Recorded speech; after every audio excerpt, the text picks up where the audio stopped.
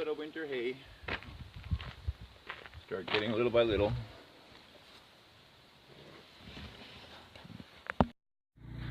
Up here in northwestern Ontario in the 40 below winters, you got to give them a half to 1 coffee can full of dairy ration and a little bit of cracked corn to help them keep warm, because they're not going to generate enough heat and keep their body mass trying to stay warm. They lose weight like crazy if you don't give them grain in the winter months. In the summer months it's fine, it's all they get is grass. Except when they're calves here, we try to get them started with a little bit of grain just to get them used to eating. This guy's eating grass already outside. And he's eating the leaves off my maple trees that I planted. I got one maple tree back here. My German Shepherd dog that my wife, my ex-wife, when we split up, that maple tree there.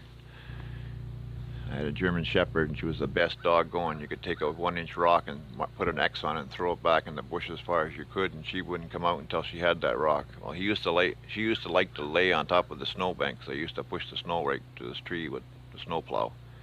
And she would dig down until she found this tree, and she would basically gnaw the whole top of it down. And so that's why it's a little stunted, this one, compared to the other ones over all the way down there. I got a whole line of them there. As you see, 1, 2, 3. You see how tall they are. But this one here has got gnarly, all gnarly looking because of oh, what the heck are these on there?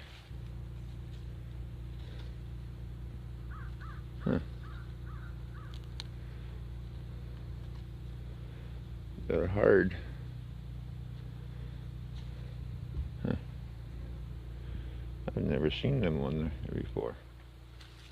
I guess those are buds on there, eh? I don't know what these red things are. They don't look like bugs, but they're attached to the leaves. Huh. Never seen that on the oak tree. I've seen these white buds on them.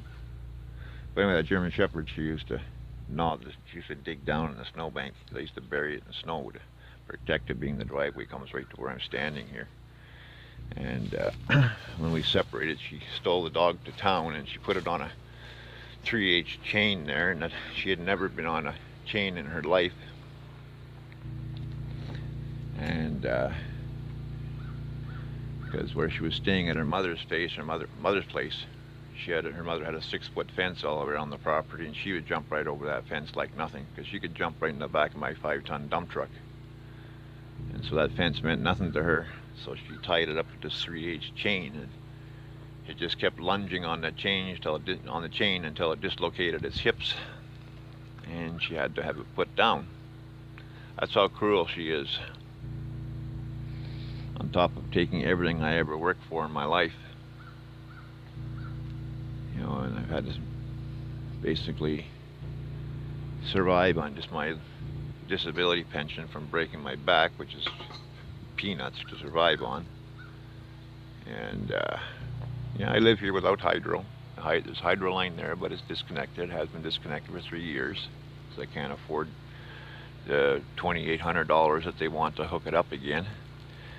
Like $2,800, like, come on, Ontario Hydro, like, you know, all they gotta do is send a guy out here, stick a meter in there and throw that switch, that's it. They want $2,800 to do that. Pathetic, eh? Because when we separated, she got all the money, she got all the freaking, she got everything I worked for. And what the courts didn't give her, she stole. My tools, you name it, everything. I had a brand new freaking commercial garage door opener. I paid $2,000 for it. It was brand new in the crate, and she stole that because her brother-in-law works for Finway and installs doors and stuff, and I guess she stole it and basically sold it to them, I guess. I don't know what she would do with it other than that, but she didn't get my 14x14 overhead door that I still have, insulated door. She didn't get that because that was nailed up in a crate that she had no way of lifting it.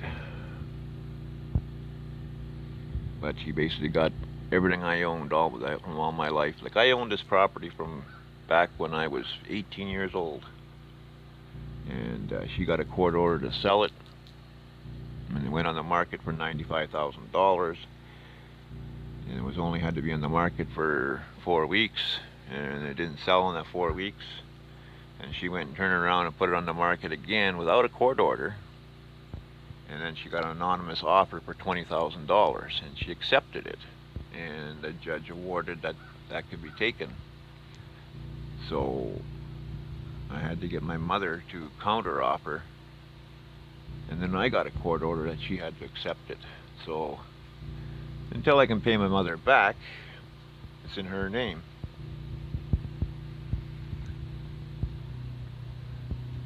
And it sucks.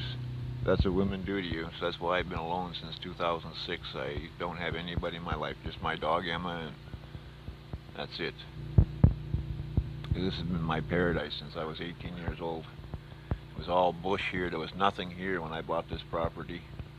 I paid $18,000 for it, and I had a guy come in and cut all the spruce budworm eating trees out of it, and all the over mature poplar.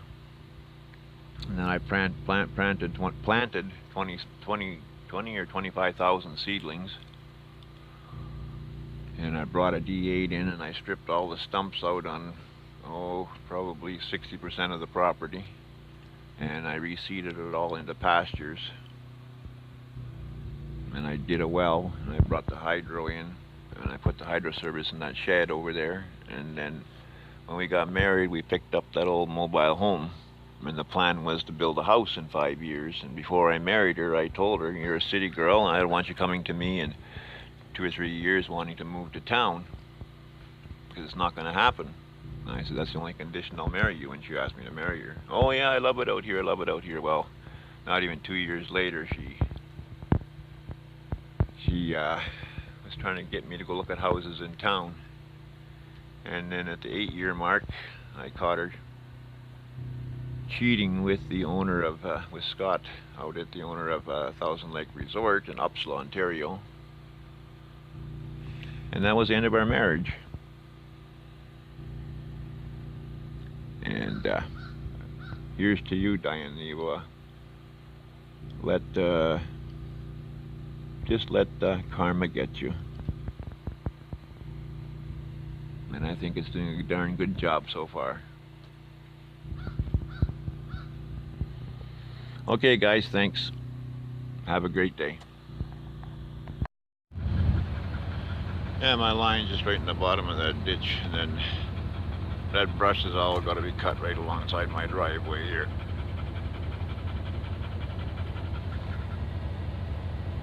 All the way down.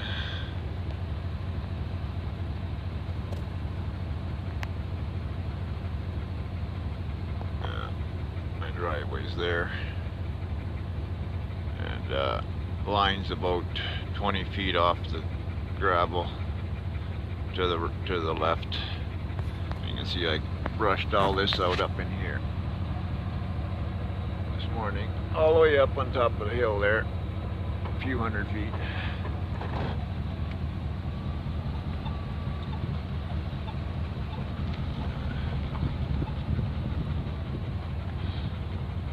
Yeah, where we see that sand patch, what clay patch, actually not sand, it's clay. That's about where the line is. Goes all the way out to the road out there.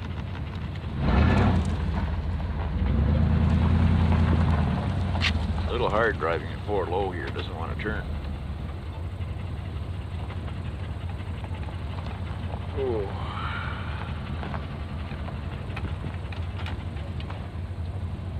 Yeah, I've been at it since 6 o'clock this morning. I wanted to get out before the sun got out. It's been hot the last couple of days.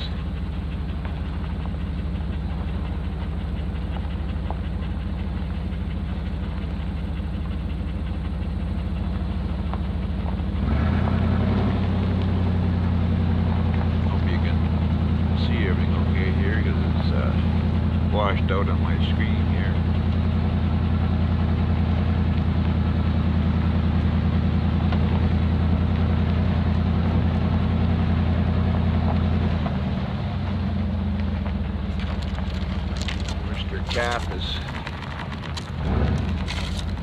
other calf is in his little storage in there. I don't know if you can see him in there or not, but he's laying down in the back left-hand corner. Okay, guys, that's it for right now. Maybe back later, Sunday, the 30th, no, 29th of July already. Right, another month and a half, and we're going to be getting frost. Snow, who knows? Okay, adios.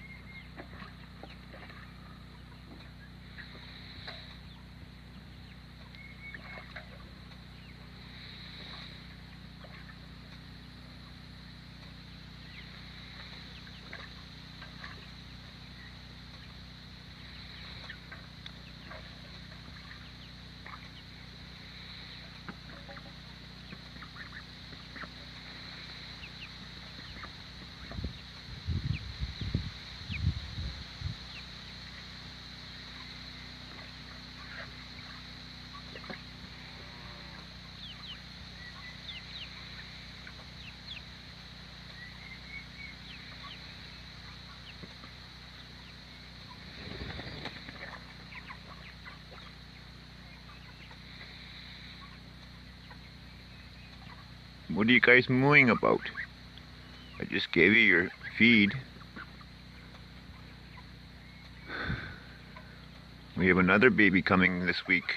Yeah, we have another baby calf coming this week. Yeah, so there'll be 4 of yous. But I have to train the other one to drink on its own. It's just a newborn baby. Just like you guys were. Yeah, just like you guys were. Yeah, back in May. But dairy farmer called me and asked me to take another bull, so another bull calf. So we got to pick him up this week.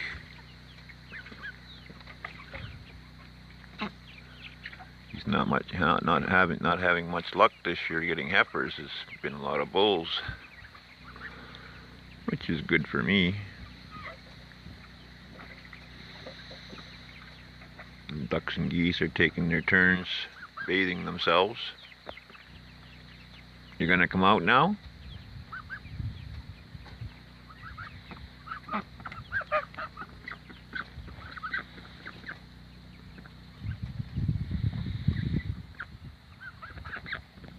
Oh, I left the grain pail in the yard here. There's only a little bit left in the bottom. I was going to take it to the other grain building and fill it up, but I left it there. It looks like he found it.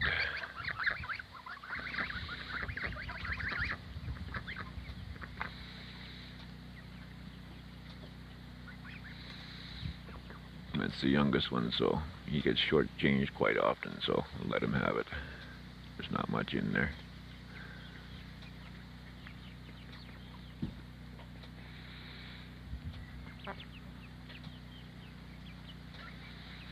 And he gets pushed out of that dish quite often, even though there's enough room there for all three of them to eat, but the two bigger ones push him out because he's the youngest, this one here.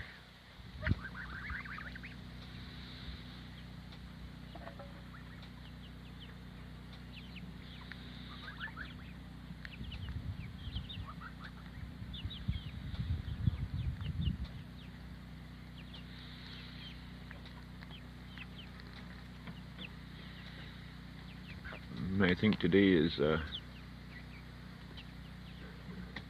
July the 17th, I believe. I could be mistaken. I don't know what's been wrong with me lately, but for the last 3 days I've done nothing but sleep. And when I wake up I feel like I haven't slept at all. And I make coffee in the morning and it's like I feel I haven't slept, and I fall asleep with the coffee in my hand. This is how I get T-posts out. I'm just going to take these T-posts out here that get driven in the ground for the calf pen. Until we move them to the back. This is how we're going to pull them out.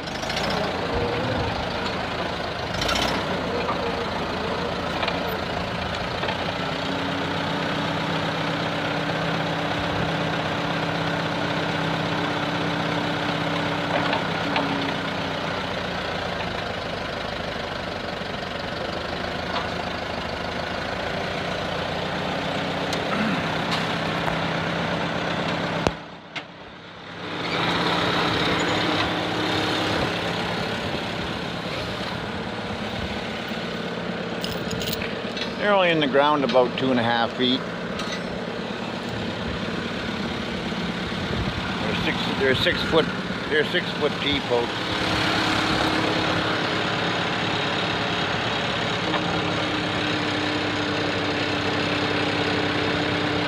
Well, maybe about a foot, 16 inches maybe. Maybe not quite 2 feet. I thought that was in deeper, but I guess not. That's one out. And then we just go to the next one over here.